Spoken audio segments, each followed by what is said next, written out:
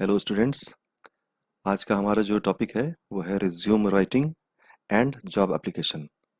इसमें आपको बताया जाएगा कि रिज्यूम कैसे लिखना है, कवर लेटर कैसे लिखना है और जॉब एप्लीकेशन कैसे भेजना है। ये आपको इस वीडियो में बताया जाएगा।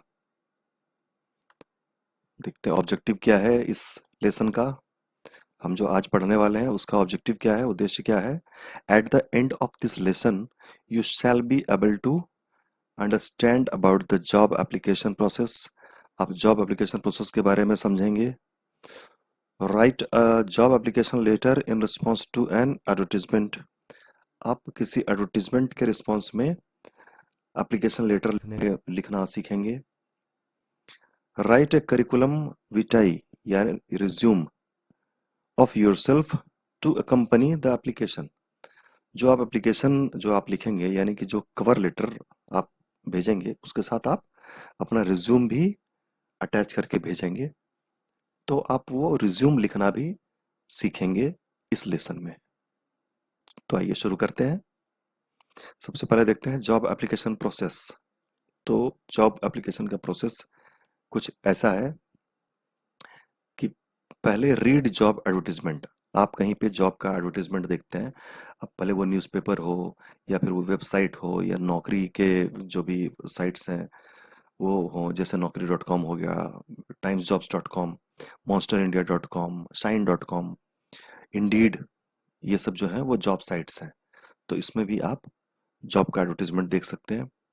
उसके बाद क्या होता है, सेकंड स्टेप है identify job that suits requirement. उसके बाद आप ये अब आइडेंटिफाई करेंगे कि वो जो रिक्वायरमेंट है, उस जॉब में जो रिक्वायरमेंट है तो आप उसमें सुटेबल है कि नहीं। उसके बाद है prepare resume cover letter to apply for job. यानी कि उसके बाद आपको रिज्यूम बनाना है, कवर लेटर तैयार करना है और जॉब के लिए अप्लाई करना है। उसके बाद send application letter and resume.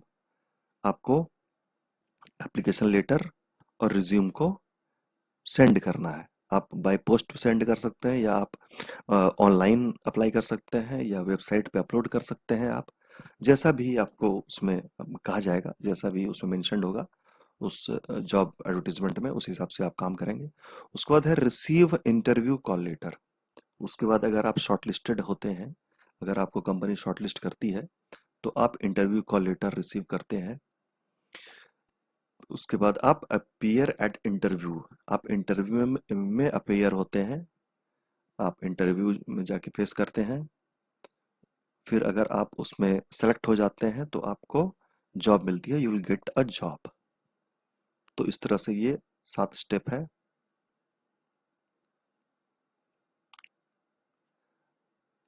अब देखते हैं जॉब एडवर्टीजमेंट जो होता है वो कैसा होता है और हम कैसे समझें कि वो हमारे लिए सूटेबल है कि नहीं, वो जो उस कैंडिडेट के लिए सूटेबल है कि नहीं, आपके लिए सूटेबल है कि नहीं। Read the following advertisement, how will you find out whether the job is suitable for you. नीचे जो एडवर्टीजमेंट है वो आप देखें, पढ़ें और अपने आप को आप फाइंड आउट करें कि क्या आप उस जॉब के लिए सूटेबल हैं। तो ये देखिए, Lightning Electricals has been servicing the needs of domestic commercial and industrial clients in Chennai for over 20 years. Our construction department provides electrical solutions to small and medium commercial and government clients. तो ये क्या है, सबसे पहले company ने अपनी company के बारे में एक समरी डाला है कि भाई ये मेरी कंपनी है और ये हम ये करते हैं, इतने साल पुरानी हमारी कंपनी है। उसके बाद इसने क्या किया, जॉब टाइटल डाला हुआ है। जॉब टाइटल है we require a qualified electrician for work on upcoming project. यानी जॉब टाइटल क्या है, इलेक्ट्रीशियन, क्वालिफाइड इलेक्ट्रीशियन है। उसके बाद है list of responsibilities, the responsibilities of the successful applicant will include. यानी कि सक्सेसफुल एप्लीकेंट यानी कि अगर जो एप्लीकेंट का सिलेक्शन हो जा रहा है तो उसको क्या क्या काम करना पड़ेगा वहां पे। on-site work and management of commercial and industrial facilities, fault finding, panel wiring, construction and installation, ordering and receiving of materials। तो ये जो है ये मेन रिस्पॉन्सिबिलिटीज है, लिस्ट ऑफ रिस्पॉन्सिबिलिटीज जो कि जो शॉर्टलिस्टेड या जो सिलेक्टेड कैंडिडेट होगा उसको ये जॉब करना पड़ेगा। उसके बाद है लिस्ट ऑफ क्वालिफिकेशंस, यानी कि क्या क्वालिफिकेशन चाहिए इस जॉब के लिए। अगर आप अप्लाई करना चाहते हैं तो आप देख लें कि क्या ये क्वालिफिकेशन मेरे पास है, क्या मैं एलिजिबल हूँ ये इस जॉब को अप्लाई करने के लिए। The successful candidate must possess, candidate को क्या क्या क्वालिफिकेशन चाहिए। इसने क्या मेंशन किया है, एनटीसी नेशनल ट्रेड सर्टिफिकेट। उसके बाद B licence from electrical licensing board. तो ये क्वालिफिकेशन इस कंपनी को चाहिए। ये क्वालिफिकेशन वाले कैंडिडेट अप्लाई कर सकते हैं इस पोस्ट के लिए। और उसके बाद नीचे इसने अपना एड्रेस लिखा हुआ है और ईमेल आईडी लिखा हुआ है कि आप इस एड्रेस पे आप बाय पोस्ट भी भेज सकते अपना एप्लीकेशन, या फिर आप मेल भी कर सकते हैं। ये मेल आईडी उसने लिखा हुआ है, इस मेल आईडी पे आप अपना एप्लीकेशन भेज सकते हैं।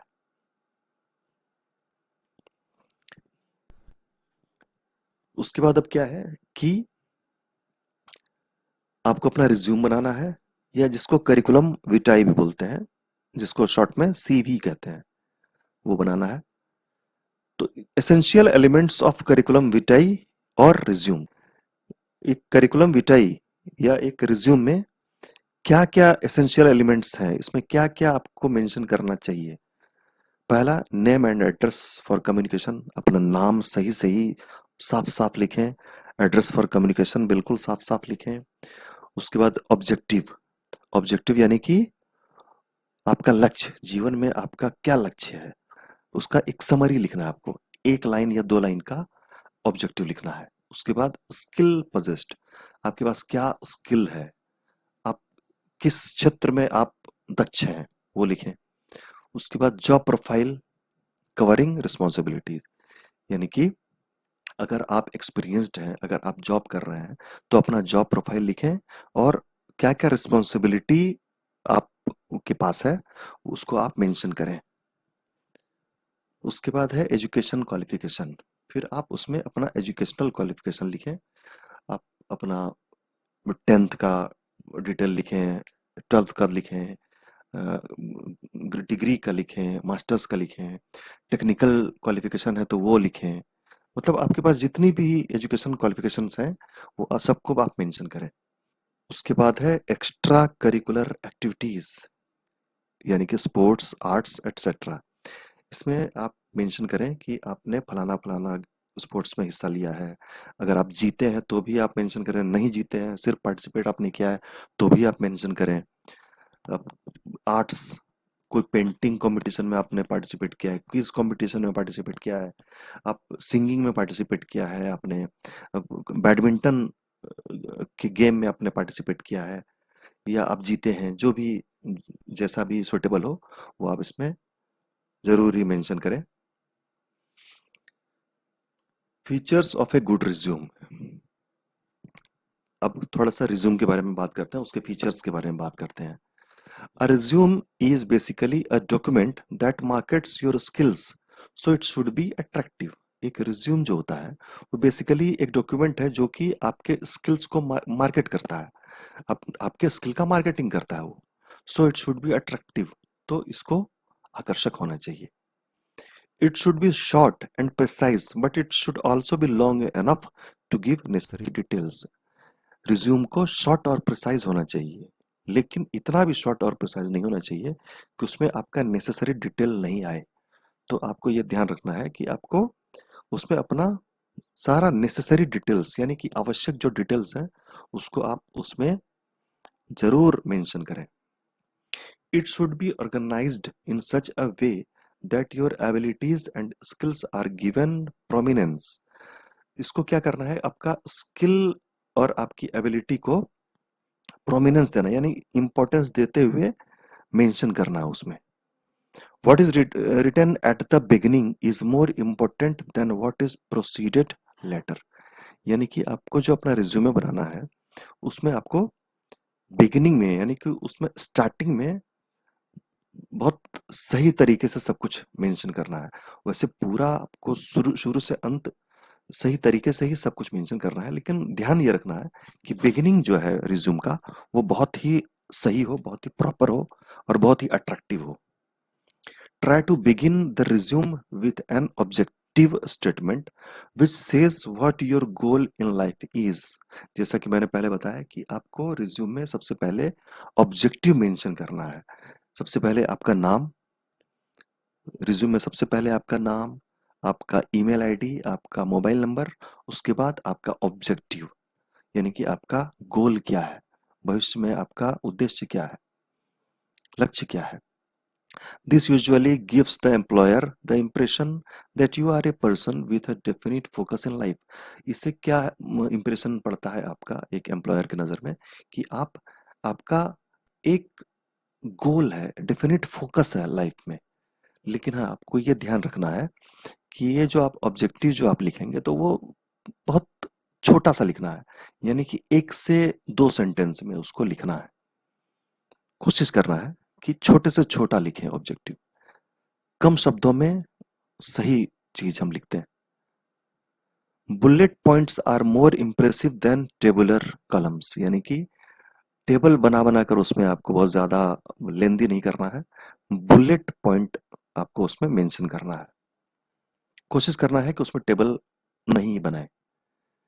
If you are a fresher without experience, then focus on your educational qualifications and provide some details about any projects or laboratory work that you have done.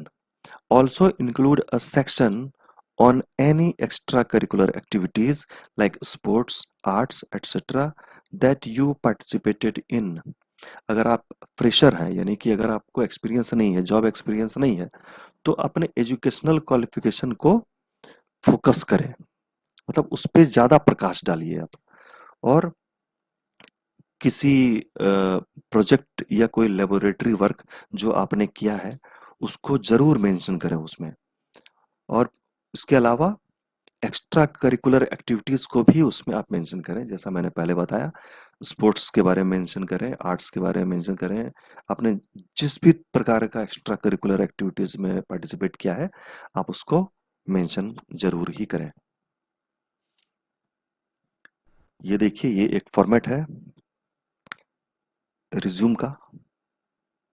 ऊपर में नाम लिखा है, एड्रेस लिखा है, फिर ऑब्जेक्टिव लिखा है, अपना स्किल्स लिखा है, जॉब प्रोफाइल, ये एक्सपीरियंस्ड पर्सन है इसलिए इसने अपना जॉब प्रोफाइल लिखा है। 2 जगह इसने जॉब किया है, 2 कंपनियों में। जॉब प्रोफाइल लिखा है, रिस्पॉन्सिबिलिटीज लिखा है, एजुकेशनल क्वालिफिकेशन लिखा है, मेंशन किया है। तो ये एक हो गया। एक ये देखिए, ये रिज्यूम है, ये एक फ्रेशर कैंडिडेट का रिज्यूम है, ऐसा है। नाम लिखा है इसमें, फिर कैरियर ऑब्जेक्टिव है, फिर एजुकेशनल क्वालिफिकेशंस है। जैसा मैंने बताया, टेबुलर इंटरप्रिटेशन कम ही हो तो ज़्यादा बेहतर है, लेकिन चूंकि ये फ्रेशर है, इसको अपना एजुकेशनल क्वालिफिकेशन को ही फोकस करना है, इसीलिए ये चलेगा, फ्रेशर के लिए ये चलेगा। Technical qualification, language non, extra curricular activities, ये देखिए, हॉबीज़ है, उसके बाद पर्सनल डिटेल्स है, फिर डिक्लेरेशन है, और लास्ट में प्लेस डेट, कैंडिडेट सिग्नेचर। तो ऐसा आप एक रिज्यूम बना लें। अब बात करते हैं कवर लेटर के बारे में। The cover letter is a very important document which the candidate writes and sends along with the resume to an employer. Cover letter जो है वो बहुत ही इंपॉर्टेंट डॉक्यूमेंट है जो एक कैंडिडेट खुद से लिखता है और अपने रिज्यूम के साथ उसको एम्प्लॉयर के पास भेजता है। बाय पोस्ट भेज सकता है या फिर ऑनलाइन एप्लीकेशन करके भेज सकता है।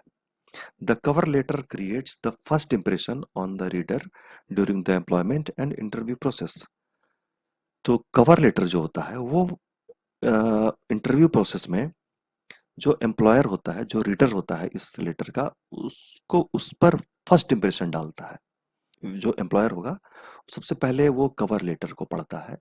उसके बाद अगर उसको लगता है कि चलो ठीक है भाई, अब इसका रिज्यूम देख लेते हैं, तो उसके बाद वो आपका रिज्यूम को देखता है। लेकिन पहले उसको आपके कवर लेटर से सेटिस्फाइड होना चाहिए। It should be well written and informative and grab the reader's attention and make him or her interested in you as the most suitable candidate. Cover letter जो है वो इंफॉर्मेटिव होना चाहिए और well written होना चाहिए, और रीडर का जो अटेंशन है, यानी कि जो आपका ये कवर लेटर को पढ़ रहा है, वो उसका अटेंशन को ग्रैब करे, वो अट्रैक्ट हो देख के कि हाँ, ये सूटेबल कैंडिडेट हो सकता है मेरे लिए, मेरी कंपनी के लिए। It immediately tells the reader something about your general communication skills.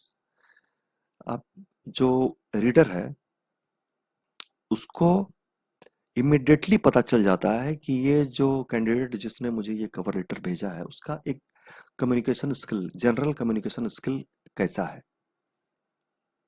ये पता चल जाता है। उसके बाद the body of the cover letter is written in 2 or 3 paragraphs. Cover letter का जो बॉडी है, यानी कि उसका बीच का जो पोर्शन है, वो 2 या 3 पैराग्राफ में लिखा जाता है। The first paragraph gives exact details of reference, which advertisement the candidate is referring to, which post, etc.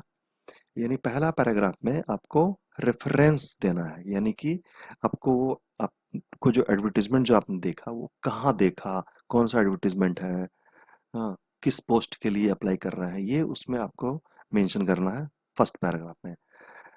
उसके बाद क्या है, the second paragraph represents the best highlights of the candidate's career. दूसरे पैराग्राफ में कैंडिडेट का career को highlight करना है बेहतरीन ढंग से, कि मैंने इस कॉलेज से ये डिग्री है मेरे पास, यहाँ से मैंने ये डिग्री लिया, यहाँ पे मैंने ये जॉब किया, समरी उसमें डालना है। The third paragraph concludes the letter stating that the candidate is available for the selection procedure of the organization. तीसरा जो पैराग्राफ उसमें मेंशन करना है कि कैंडिडेट सिलेक्शन प्रोसीजर के लिए अवेलेबल है। ये देखिए एक फॉर्मेट है कवर लेटर का, ऊपर में डेट है, फिर फ्रॉम यानी कि जिसने कवर लेटर लिखा हुआ है उसका नाम लिखा हुआ है, फिर टू एचआर मैनेजर जहाँ पे कवर लेटर भेजा जा रहा है उस एचआर मैनेजर का मेंशन किया हुआ है, उसका एड्रेस मेंशन किया हुआ है। उसके बाद फिर एप्लीकेशन लिखा हुआ है, सब्जेक्ट लिखा है।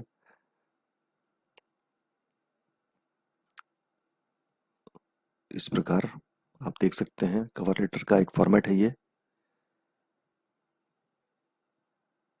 इसको ध्यान से देख सकते हैं आप। उसके बाद लास्ट में लिखा है योर सिंसियरली, अपना नाम लिखा है, enclosures, resume, copies of NTC and other certificates. Net पे आप चेक कर सकते हैं, बहुत तरह के कवर लेटर आपको देखने को मिल सकते हैं। तो मैं आपको एनकरेज करूंगा कि आप नेट पे अच्छा रिज्यूम सर्च करें, अच्छा कवर लेटर सर्च करें, और आपको जो बेहतरीन लगता है वैसा रिज्यूम बनाएं आप, और किसी एक्सपीरियंस्ड पर्सन को दिखा दें एक बार कि ये मैंने रिज्यूम बनाया है, ये मैंने कवर लेटर बनाया है।